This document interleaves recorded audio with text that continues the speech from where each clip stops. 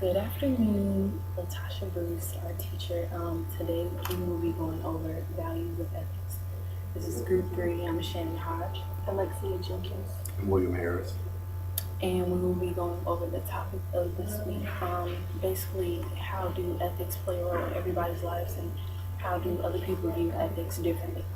So to start off, the topic talked about basically how would you want someone to give a speech about you if you're 77 years old and kind of elderly? What are some good qualities you would want somebody to talk to you about? So I'm just gonna let one of my members go ahead and start, and then I'll just follow up with what I believe someone would say about me in this video. Anybody else? Okay. Well, if someone was giving a speech about me at 77 years old, what I believe they would say is that I would choose the right way versus the easy way. Oftentimes it's easier to fall into laziness and go about things the easiest way, but sometimes the easiest way may lead to unethical practices and may potentially harm somebody. Okay. If I was 77 and someone had to describe me, I would believe they would say someone who's always writing, even though it's kind of hard right now, and someone who is organized but always covering my tracks. And I believe in the field that I work in, which is childcare, we always have things that kind of have to cover our backs just in case. So it's mainly paperwork. Just for instance, if someone falls on the playground and sprains their ankle, there's an incident report that we have to fill out. So that's the way of alerting the parents, hey, there was an accident, and hey, I'm doing the ethical way to do is the right way of telling you something happened, and also cover my backs as well. If I was in position and someone was giving a speech about me and I'm 77 years old, I would put the time period probably like it would be a banquet of some sort or whatever. How I see it going down, I'd see like a special colleague talking about the accomplishments I've made from high school when I did MVP, when I was assistant to FBLA, I was in National Honor Society. One thing I've always been one thing I've always been prideful of is like maintaining good GPA, being above the regular standard of being good as far as good grades and stuff. So I think that would be one of the biggest things someone would talk about, as well as my accomplishments of being a Georgia Merit Scholar recipient from UGA for having an outstanding GPA while I was at high school. And basically, I would probably be most remembered for my grades and everything I did to that extent. As far as college, of course, I'll probably be celebrated because I made Dean's List. I'm the first girl in my family to go off to college and such things as that. Probably later on after college, I would see myself being a probation officer and probably would get several recommendations and several trophies letting them know how good of a probation officer I was at the time, and basically what I did throughout my career in my field, how many busts I made, how many people got revoked, how much good behavior, how good I was at rehabilitating criminals that came through my system, my particular district, from my company.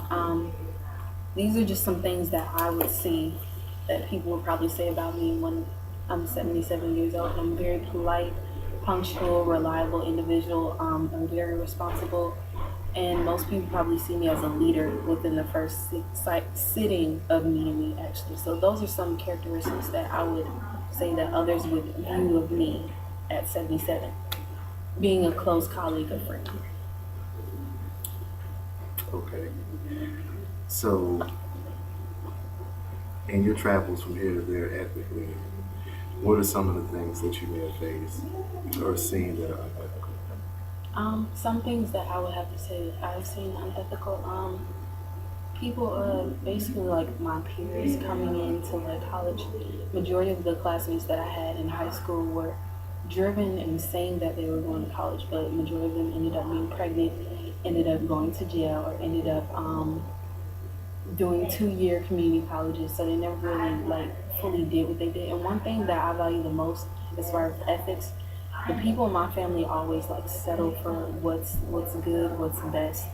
And I usually like to push myself beyond those limits to like achieve more than what's actually given. So instead of staying in one little box, one little category, I like to branch out and do a whole bunch of other things. So for me, I would have to say not settling for just one particular situation would be my biggest goal as far as ethics and what I hold myself to a higher standard at. So those are one of the things that I look at. What would you say is something unethical that you see? Well, working in the hospital, there are quite a few unethical things. The latest one that I've seen was actually one of my coworkers. We have a morning run, which is everybody in the hospital gets a lab draw from 12 a.m. up until 5 a.m. Now, from 10 p.m. to 12 p.m., there's basically nothing to do but to cover your floors until your morning run starts. Well, there was a patient up on the floor, and it was ordered stat at 11 o'clock. The phlebotomist did not feel like going up until her morning run started, so she changed the time to 2 a.m. Now that, of course, delayed a critical lab for that patient and could have potentially cost that patient their life. So would you say that was the price that she was willing to pay to slack off in her particular job sector? That would be a no, because I know independently you wouldn't, but would you say that she actually did in that position? She actually slacked off. That was the price she paid for ethics. slacked off, but she knew what she was doing, so ethically she was wrong. Piggybacking off what you're saying in the medical field, recently I just lost an aunt to medical malpractice, and basically she was going in for a procedure, and the doctor and everything was prepped, but when it was time for to administer anesthesia, there were no nurses in the room. That's number one. Number two is when they administered to her, it was given by placing a rag over her mouth, and it was kind of to make her choke on it. So then she started having a seizure, going into cardiac arrest, and they ended up puncturing her liver. So slowly she's dying and crying and ends up urinating herself. So what happened after that, she's basically dying and they're watching. And then after the doctor messes up, he calls the nurses in. Like, hey, I'm not going to be the only one responsible for this. Come in and now you can assist me. So then now the nurses are in and they just let my aunt die or whatever on the table.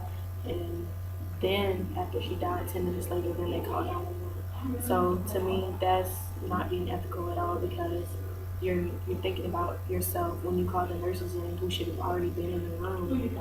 That's very selfish. You're wanting to share the blame instead of trying to save the patient.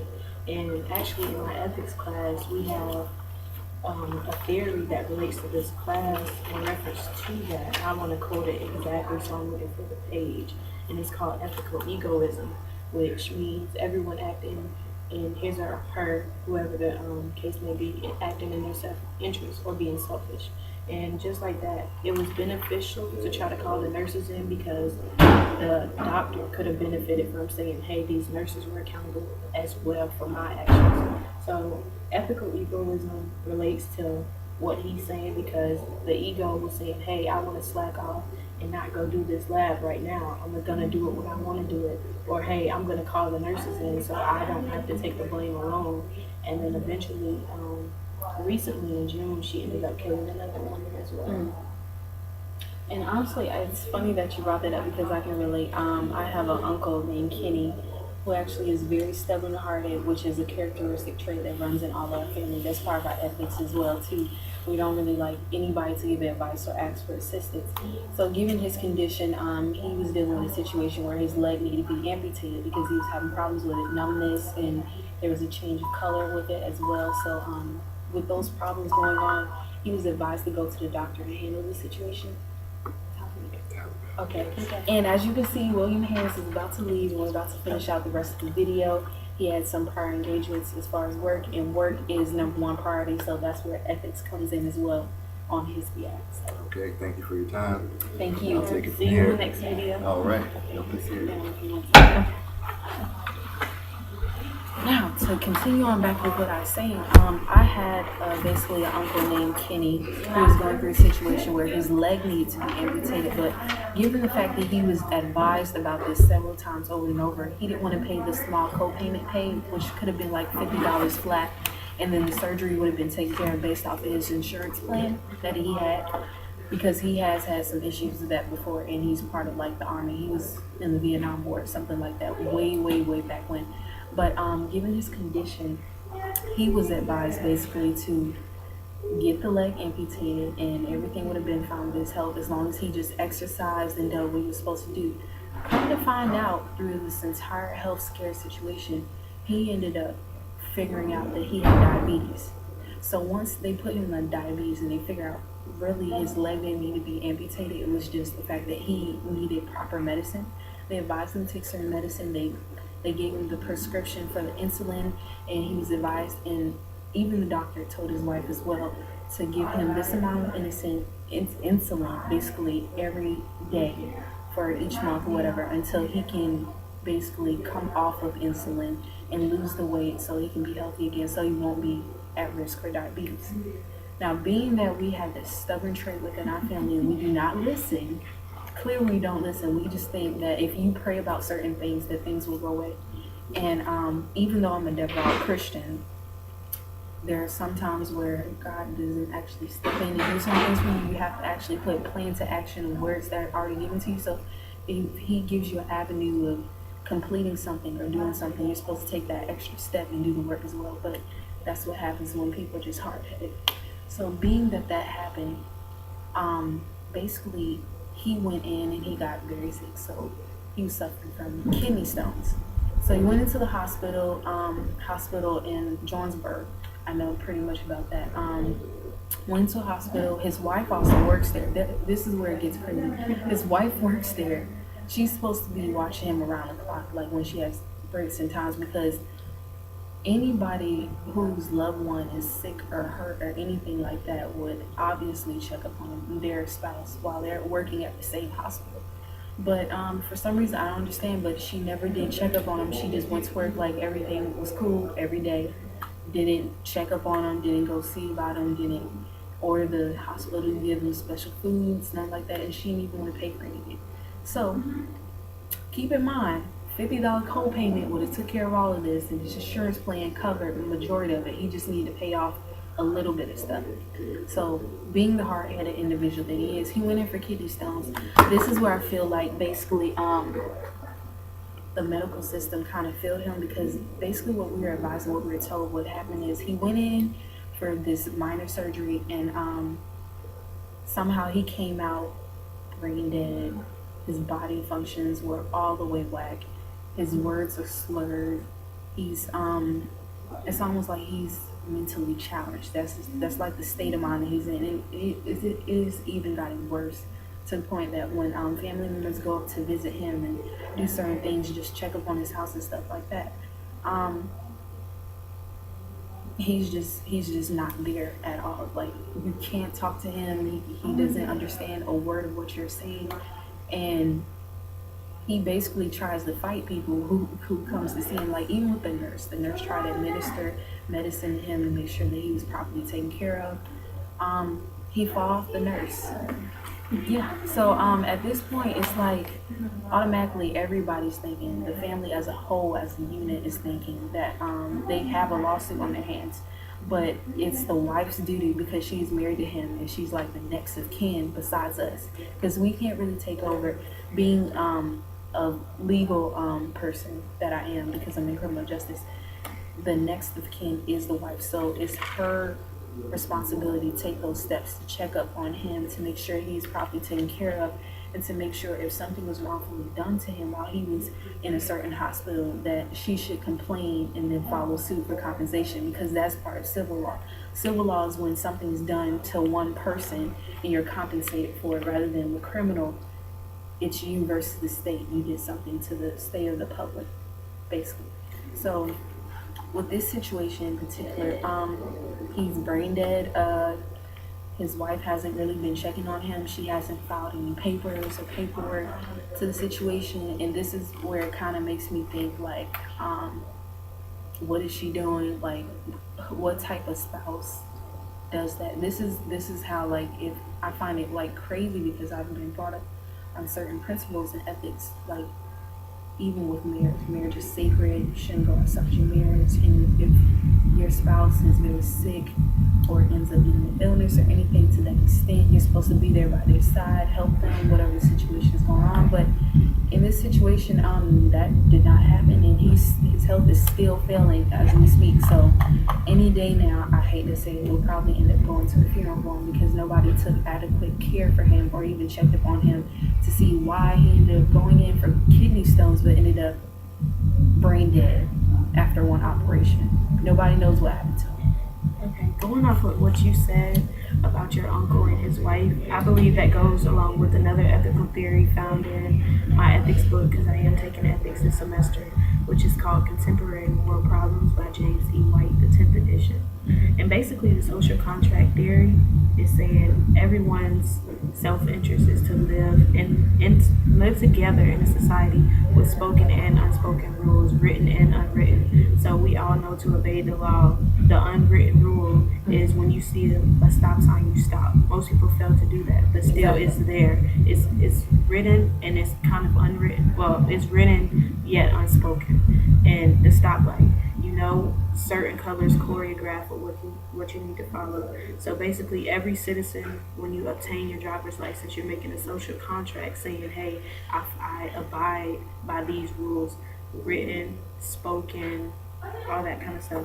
And basically another idea of a social contract with your uncle is when you're a spouse, you're obligated to fight for that person, to fight beside that person, to fight for that person, to fight with that person. Exactly. And given like the question that's for our topic this week, what is the price you're willing to pay for ethics? Do you have a code of ethics? In my opinion, I feel like she is really like lost all respect points for me, because based off of how she's treating her husband, what I see is like in a relationship, you're supposed to go for war for your spouse or whatever and do more for them. And typically right now, from what I see, she's not even fighting or attempting.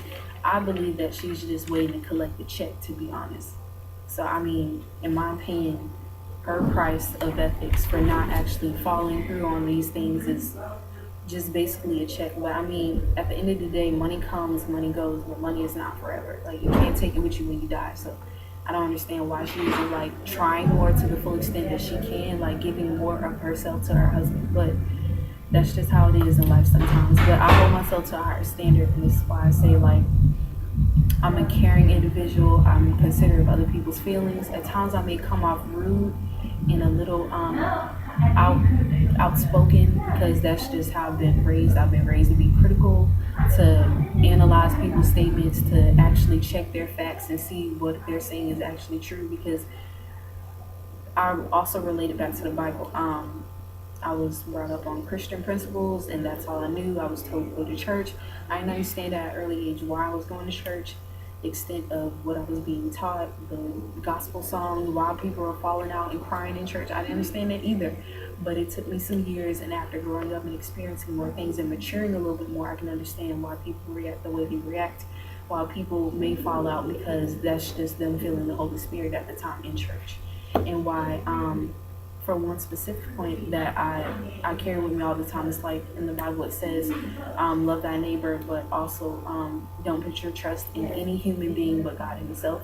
And I'm not trying to lecture or go all spiritual with you, but in my opinion, like, I wouldn't want to actually give my trust to anybody, like potentially like give it to them, because at that point you could probably be screwed over to an extent where they could slander your name, or the person that you're with could probably watch you die. Basically what's happening with my uncle, he's basically deteriorating, and she's watching it happen instead of filing a civil suit to claim money for him, or at least get adequate care, or have a psychiatrist actually test out what he's basically going through, like give him an evaluation, what little of the evaluation she can get, and to see why he's reacting to family that way. Why is he fighting? Why is he so angry? Yeah. And if his anger is more so towards her and it's hard for It's him manifested to because it's his hard for brain him to express explained it. So he's fighting off the people that he thinks, oh, they don't really care. They're just coming to see me to say they came to see me.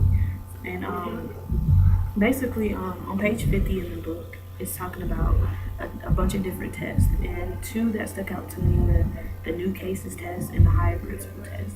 And the new cases test was basically writing a scenario of, okay, there's this photographer taking pictures, and then, well, some of the pictures he had could possibly ID a murder. So they're saying, is it going against his freedom of press to want to subpoena those pictures, or is he saying, hey, don't violate my rights? But also it's saying, Given that would make me think automatically that's a violation of his rights, because if he did not give you any type of consent, or he didn't sign a consent form saying yes, you can use these photos, and you took it without his knowledge, if that goes to a case, that's admissible. That evidence will not be accepted at all. yeah, So and that's automatic mistrial. I totally agree. They should have his permission, and it's kind of like this. If he says yes, that would be great. But if he says no, the emotions of this test comes into play, because it's like, okay, I'm the investigator, you're the photographer. And right now I'm just gathering my information to also tell you about my profession in the future. This is what I'm doing, not just playing on my phone. So he's basically saying, okay, I'm the investigator, you're the murderer. Well, you're the photographer, excuse me. I want to see your photos. But if the tables were flipped and I was the photographer, you would want to see my photos. And if I was to tell you no, you would still try to fight that freedom of press, because you want to know who killed your loved one. And like I said, in the ethics book, it goes along with the theory, the categorical imperative, which is saying if you're not willing to have one big universal rule saying, okay, all murderers receive the death penalty, that's one universal rule. It doesn't say, well, if it was an accidental murder, if you planned it for 20 years, if you had accomplices. No, a murder is a murder, and it's saying that everyone follows the act. If this is wrong for you, it's wrong for you. Exactly. So even in, like, if I could look at terms, like I could look at an example from a criminal's perspective. You're broken down, you have no money, that survival instinct kicks in. And even my teachers, we all talk about that. When you get to the lowest of points, at that time, all you're thinking is survival. You're not thinking about right or wrong, whether there will be consequences. You just think about getting by and not getting caught. So at those times, like, I believe criminals are just thinking, my ethics right now is succeeding, moving on from this, not getting caught, not getting arrested, not dying, because I want to survive. So even if I have to rob a bank, steal food, kill somebody to get away, or do whatever I have to do, that's what I do. That's how most people, like, kind of do certain things. So I think that's the price that they pay when not listening to ethics, or whatever ethics that they learn. So everything to me pretty much has an application process. Work, school, unwritten one for church. You kind of go into church with this criteria, what you want. Do they have a good praise team? How well does the pastor deliver the message? Am I greeted at the front door? And that's the same thing with the higher principle test. It's asking, are you going to stray away from your character when some situation doesn't go as planned? Exactly. Example, like students with the going roommates. going off to college And say For we're me- roommates, and I don't, like the example in the book, you don't do your share of the work, so I'm mad at you, and I'm saying, okay, well, she didn't do her share of the work, And I we're experienced all supposed to split the work. So I'm gonna step out of my character and do what you do, but really it's just hurting everybody. So it goes into the virtue theory, which says, like, certain moral traits that you have, you stick to that versus the moral actions. Well, is it right to not do it? She didn't do it. Is it wrong that she didn't do it? Yes, it's wrong that your roommate didn't do it, but to stray out of character is even worse, because you're going off of your moral actions instead of your moral character, and that's way stronger than what's right or wrong. And I can completely relate to what she's saying, because I dealt with that situation.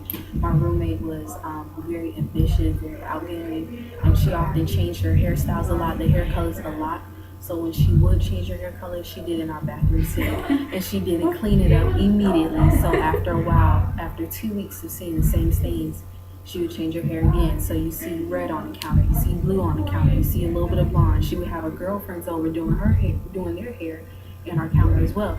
So when it got to like the end of the semester, I went ahead and did what I thought was best for me because I'm a moral person. I feel like fairness is fair.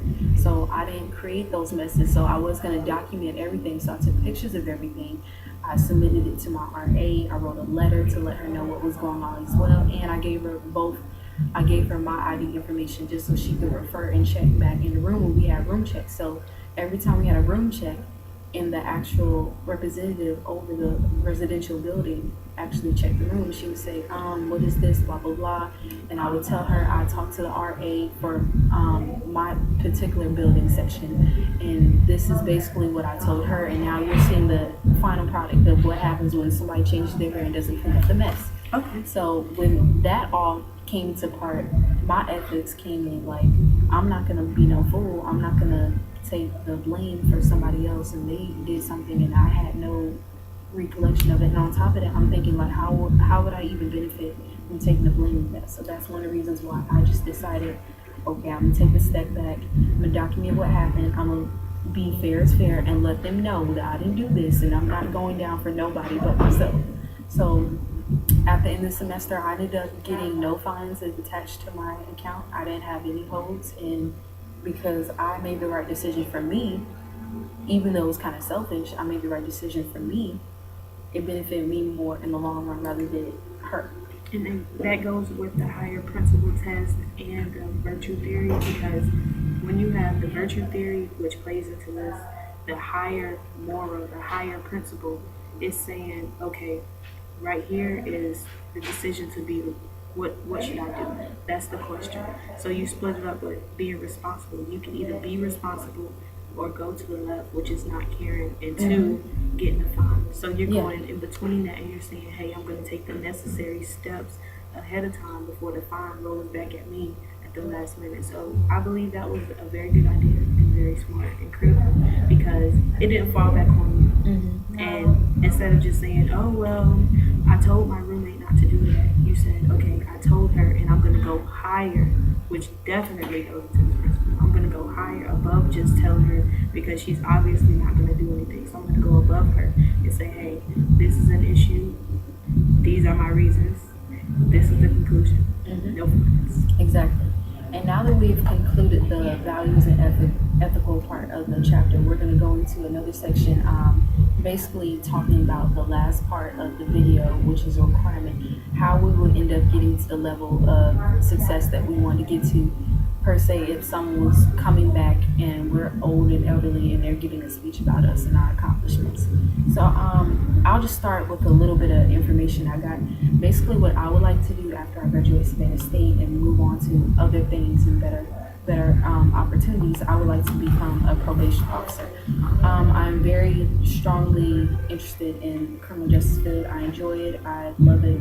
There's not anything that excites me more than it, and I just enjoy the whole aspect of knowing the system and not being played by it, basically.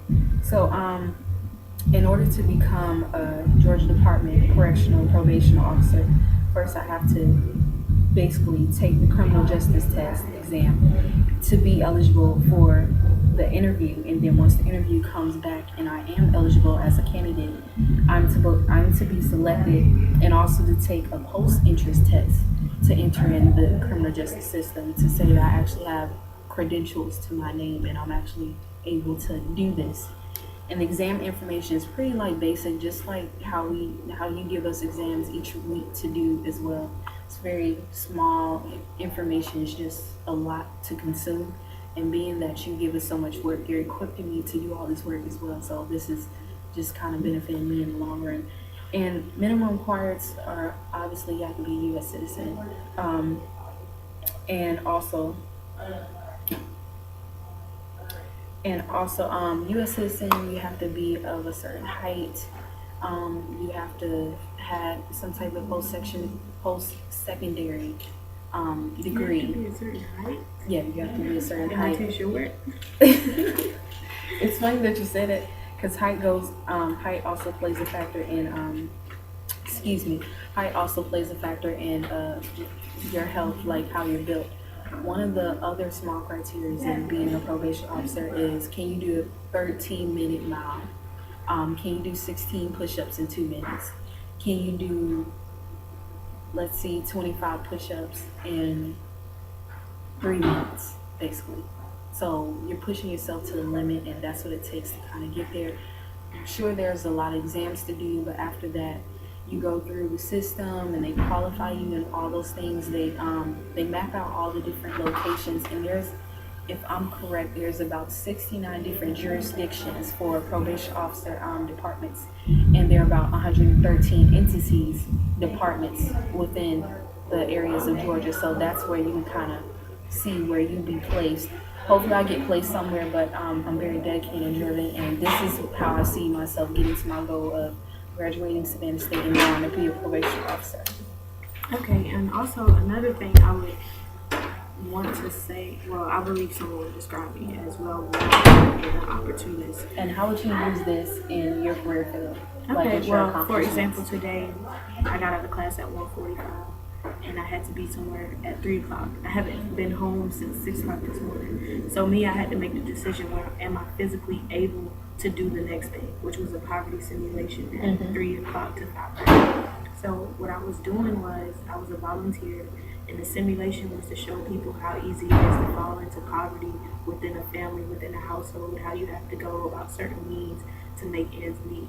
And originally I was supposed to play the owner of a pawn shop, and I was going to show like how times you have to sell stuff just to pay off other bills. So eventually the lady called me and she's like, okay, I need you to play a teacher. And I said, it's crazy because that's what I want to be. And prior to emailing back and forth, I never got that deep into what I wanted to be. So I said, okay, would Lord, you say this is like the beginning stages of you doing that? I believe so, because other people can see just me walking through the door. Okay, she's in the makers of becoming a teacher, and just like I believe everything I do builds onto my future career. Being able to assist people and work with people. 1-minute speeches like in your class. Exactly, and just be able to, because I was working around the transportation and being reliable, so I believe that's going to help me in my career, and also just being able to play different roles and keep a tight schedule. That's what teachers do. So what type of institution would you like to teach at once you get to that level? Would you like to be with kids, high schoolers, or college? Be a professor? I want to start off, I always start off with early childhood, because I believe that you should start as young Children as are possible. the future. They are the future. And so I started off in early childhood, and I'm like, okay, once they get to elementary school, they forget. So I said, okay, let me start off in elementary school so I could take what wasn't done as an early age and kind of re-implant it. So, and possibly will you advance to another I want to do each level. My uncles, I have 2 uncles that are professors now, and they advise me to just reach as many as you can. It doesn't even have to be in an institution. It can be on my time off.